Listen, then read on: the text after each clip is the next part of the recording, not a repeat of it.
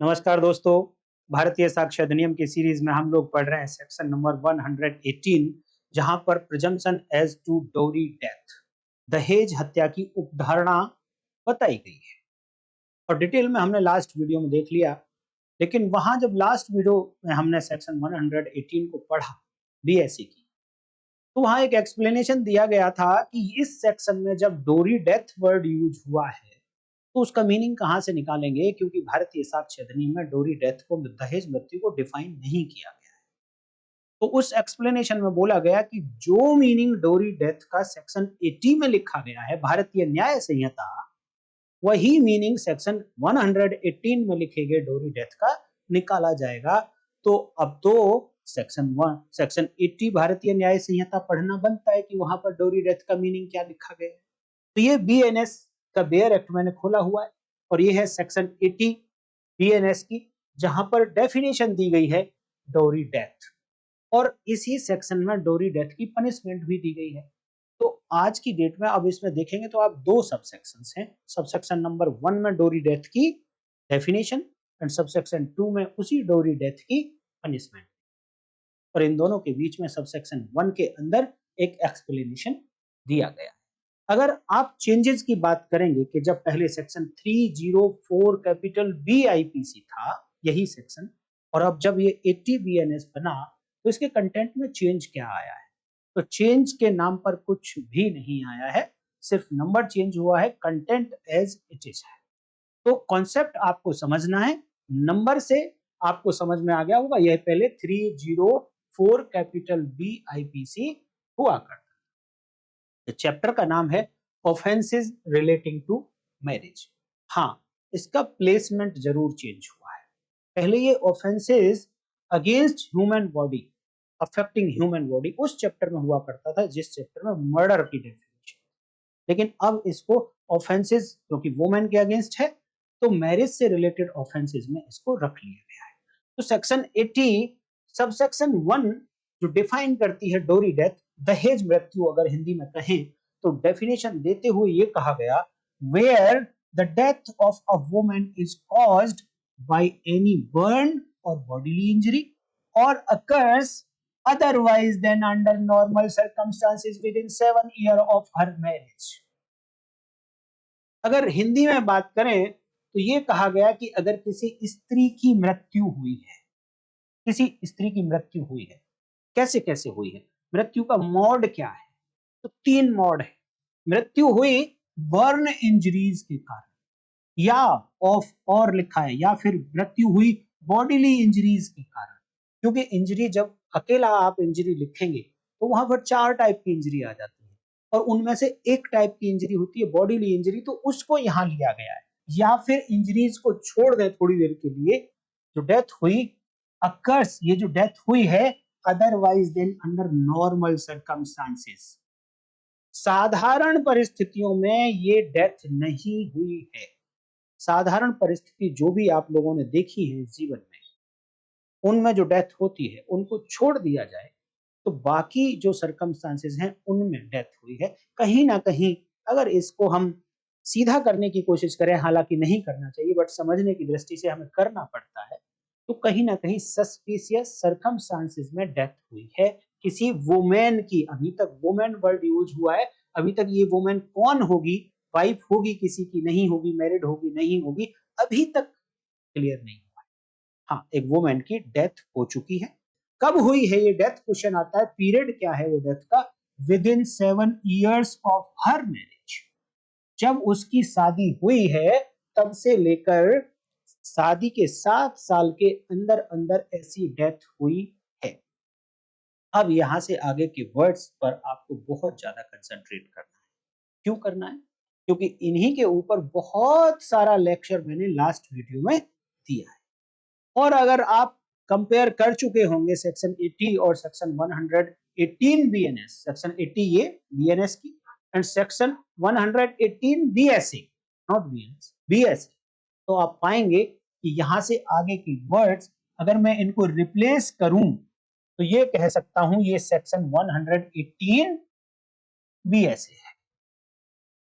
तो अगर इसको छोटा करना चाहते हैं आप इस सेक्शन को, तो सिंपल लिख सकते हैं, where the death of a woman is caused by burn or bodily injury or occurs otherwise than under normal circumstances within 7 years of her marriage and as per section 118 BS.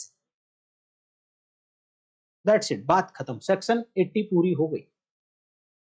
अर्थात यहां से आगे के जो word हैं, and it is shown that soon before her death she was subjected to cruelty और harassment by her husband और any relative of her husband for और in connection with any demand for dowry, such death shall be called dowry death and such husband or relative shall be deemed to have caused such death. ये आप पढ़ लेना, कहीं ना कहीं section 118 की 2 copy, अर्थात इसके इंग्रेडिएंट क्या क्या हो। जब जब हम बीएनएस में सेक्शन पढ़ते हैं, कोई भी डेफिनेशन पढ़ते हैं, तो उसके इंग्रेडिएंट्स हम लोगों को लिखने होते हैं। और दोस्तों, अगर आप एज इट इज पूरी लैंग्वेज याद नहीं रख सकते, कोई भी याद नहीं रख सकता है, बड़े बड़े जजेज को हमने बार बार सेक्शन को बुक खोलकर पढ़ते हुए देखा है। क्यों? क्योंकि वो याद नहीं होती है किसी को। तो हम भी यही मानकर चलेंगे कि आप भी याद नहीं कर पाएंगे, बट हाँ, एक बात जरूर आपको याद करनी ही पड़ेगी, उसका कोई ऑप्शन नहीं है दूसरा, कि जो टर्म्स हैं जिनके कारण वो इंग्रेडिएंट बनता है और उस टर्म को मिस कर दिया तो वो डेफिनेशन ही गई, वो टर्म्स तो एटलीस्ट आपको याद करनी पड़ेगी। नंबर एक बात, इस सेक्शन में एक डेथ हुई होनी चाहिए वुमेन की। नंबर दूसरी बात, वो डेथ किस मोड से हुई हो, तो 3 मोड बताए गए हैं, बर्न इंजरीज से हुई हो, बॉडीली इंजरीज से हुई हो, या अननेचुरल सर्कमस्टांसेस में हुई। मैंने थोड़ा सा सीधा करके बता दिया, अदर देन नॉर्मल सर्कमस्टांसेस में डेथ हुई। दूसरा डेथ हुई, डेथ इस मोड से हुई, कितने पीरियड में हुई, with in 7 years of her marriage हुई। इट मींस यहां जो डेथ ऑफ अ वुमन लिखा गया है, ये एक मैरिड वुमेन की डेथ है और शादी के 7 साल के अंदर अंदर ऐसी डेथ हुई होनी चाहिए। एंड इट इज सोन, देखिए थोड़ी सी आपको कंसंट्रेशन करनी पड़ेगी इस फ्रेज पर, इट इज सोन। जो पुराना लॉ है, आईपीसी की बात कर रहा हूं, पुराना क्यों कह रहा हूं, क्योंकि यही सेक्शन पहले 113 कैपिटल भी हुआ करती थी और 1986 में ऐड की गई। तो 1986 से पहले या फिर इस सेक्शन को छोड़ के जितनी भी ऐड की हैं उनसे छोड़कर आप दूसरी सेक्शन पढ़िए, तो आपको किसी भी सेक्शन में ऐसी फ्रेज देखने को नहीं मिलेगी, इट इज सोन। ये जो लैंग्वेज है, ये प्रोसीजरल लॉ की लैंग्वेज है, आपको ऐसी लैंग्वेज मिलेगी इंडियन एविडेंस एक्ट, आज की डेट में भारतीय साक्ष्य। लेकिन कहीं भी सब्सटैंटिव लॉ में आपको ऐसे वर्ड्स जो अंग्रेजों ने लिखा है लॉ, उसके अंदर नहीं मिले। इट इज सोन, ये एज इट इज कॉपी किए जा रहे हैं प्रोसीजरल लॉ सेक्शन 118 भारतीय साक्ष्य अधिनियम से। इन इंग्रेडिएंट के आगे अगला इंग्रेडिएंट है कि ये सो कर दिया जाए। सो करने की बात नहीं आती है, सो तो करना ही पड़ेगा आपको। कोई भी इंग्रेडिएंट, जिन इंग्रेडिएंट से वो प्रूफ, वो ऑफेंस बनता है, वो तो शो करना ही पड़ेगा, आपको लिखने की आवश्यकता नहीं। क्या शो कर दिया जाए कि सून बिफोर हर डेथ, क्या शो करना है कि जब उसकी मृत्यु हुई है ऊपर तरीके से, उस मृत्यु से तुरंत पहले, सून बिफोर द डेथ, उस मृत्यु से तुरंत पहले she was subjected to cruelty or harassment, उसके ऊपर क्रूअल्टी की गई थी, क्रूरता की गई थी, उस पर हरासमेंट किया गया था उसका। और किसने किया था हरासमेंट? अगला इंग्रेडिएंट, हरासमेंट और cruelty bye her husband or relative of her husband. या तो उसके हस्बैंड ने ऐसी क्रूरता और ऐसा हरासमेंट किया था, या हस्बैंड के किसी रिलेटिव ने ऐसी क्रूरता और हरासमेंट की, क्रूअल्टी और हरासमेंट। अगला इंग्रेडिएंट, ऐसा जो हरासमेंट हुआ, ऐसी जो क्रूअल्टी हुई, किस पर्पज के लिए थी। जब आपने सेक्शन 113 ए इंडियन एविडेंस एक्ट, जो अब 117 हो गई है, वहां पर भी क्रूअल्टी वर्ड पढ़ा था। प्रूव करना पड़ेगा कि हस्बैंड ने या हस्बैंड के रिलेटिव्स ने क्रूअल्टी की थी, लेकिन आप ध्यान रखिएगा कि वहां कोई पर्पज नहीं लिखा था। लेकिन सेक्शन 118 बीएसए में पर्पज लिखा है क्रूअल्टी और हरासमेंट का, तो उन्होंने लिखा है फॉर एनी डिमांड फॉर डोरी या फिर इन connection with any demand for डोरी।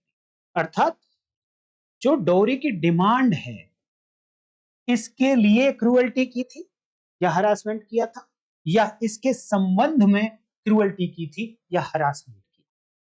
अगर डेथ इन सारी इंग्रेडिएंट्स को पूरा कर देती है, तो सच डेथ शैल बी कॉल्ड डोरी डेथ। ऐसी वुमेन की डोरी डेथ की गई है, ऐसा कहा जाएगा, शैल बी कॉल्ड डोरी डेथ।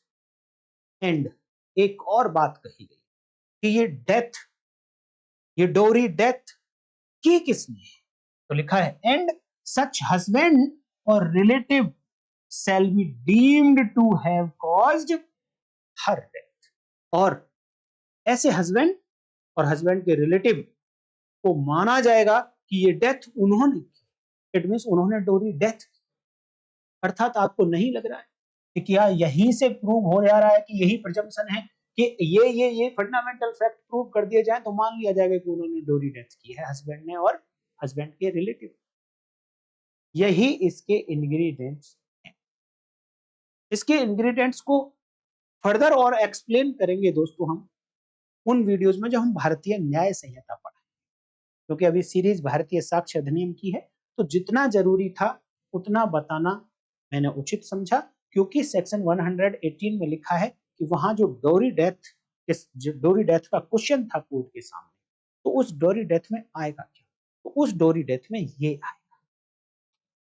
अब इसके अंदर एक वर्ड यूज हुआ है, एनी डिमांड फॉर डोरी। तो डोरी क्या होगा, उसके लिए इसी सेक्शन में एक एक्सप्लेनेशन दिया गया और कहा for the purpose of this subsection.